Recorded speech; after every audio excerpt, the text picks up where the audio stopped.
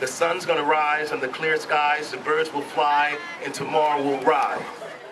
Today we celebrate the amazing culture of New Orleans as we welcome 78 visual and performing artists, designers, architects, landscape architects, filmmakers, videographers, writers, musicians, record and radio producers, craftsmen and women, singers, jewelry and fashion designers, photographers, computer arts designers, Mardi Gras Indians, float designers, beaters and drummers and costume makers, dancers and puppeteers, theater, dance, and arts companies and organizations.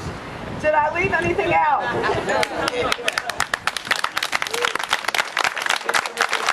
How easy was it to find people and organizations to fill this wonderful 100,000 square foot building with 50 classrooms and an 1,100-seat auditorium and 2 huge exhibition halls? Very, very easy, because they live on every block of this culturally rich city. We have now signed contracts with all of these creative producers who get free studio, exhibition, and performance space in return for just 3 things: collaborating with other artists to create new work, collaborating with talented youth in our schools to produce new work, and welcoming the residents of this city and people from all over the world to see and buy their work. Innovation, improvisation, collaboration, and education, these are our themes. We were sparked by the spirit of Prospect One that is bringing the world to see our city, to see the works of artists from all over the world.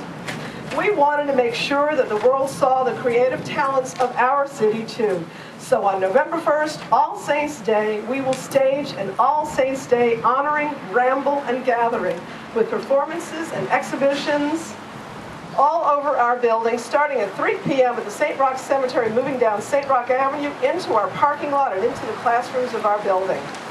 And we are doing this on shoestrings with our elbow grease and the generous wisdom of Paul Vallis, who told his staff at the Recovery School District to help us do this project.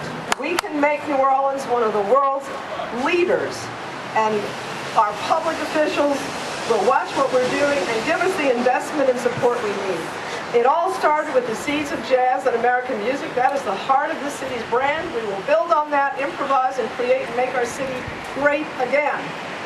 You know, I'm a NOCA graduate, so to be around all of you wonderful creative folks makes me feel real good. It brings me back to my Perrier Street days, uptown. And I'm not going to say much more, but say that I'm very supportive, and you can expect a $5,000 grant from my office.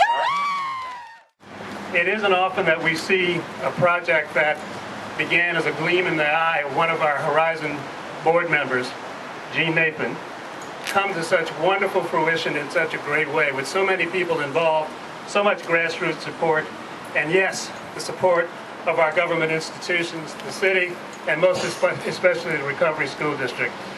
This is just a terrific tribute to Gene's effort to convene the artist community, build a coalition, and apply all that artistic energy to a variety of things that are so important for us in the recovery. And none of it is more important than recovery of our public schools. So I take my hat off to you. Thank you so much for your volunteerism, your energy, your support, and we hope you also make some money out of this as well.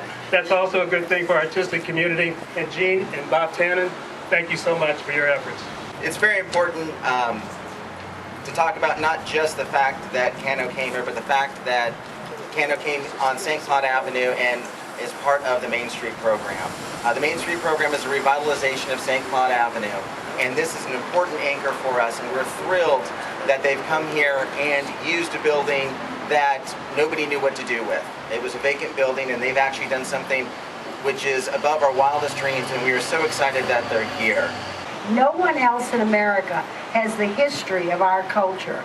So every time we revive a part of that, every time we give our children the opportunity to be a part of it, we continue the legacy. We continue what made us a one-of-a-kind city, and we continue to make it better and better. Never have we needed it like we do post-Katrina. I will do whatever it takes for the arts community of this city, whatever it takes for public schools. I think maybe the most exciting for me is what's happening up and down the St. Claude Arts District. and how what Gene came up with and what Creative Alliance has started really is a whole new arts district for New Orleans. And I think the way Colton has been conceived is, in a way, it's going to be a stimulus not just to the neighborhood but really to the whole city, that someone can bring creative groups together, get them under one roof, give them a place to work, give them a common address, give them Wi-Fi, give them water and basic facilities, and then just let the rest of it really take off. The fact that we have artists to come in and teach our children is more than enough for the St. Roch Neighborhood Association. We expect that our children will get a foot up because there has been art on every block in the city of New Orleans since there has been a New Orleans. And our children just need some formal training and some encouragement. And we thank you for that. This is all about our students knowing that they can take their talents to the top and learn to be a part of the creative economy. We want our creative students to live from their creative talents. We are trying to bring the city of New Orleans forward to be one of the great cities of the world again, based on the creative talents of our people, our artists, our designers, our performers, our students. That's what this is about. And we're opening this school to give space to people to work, exhibit, and perform, and attract the audience and the market that we should have in this city. The creative economy of the city of New Orleans is the heart of the future of this city.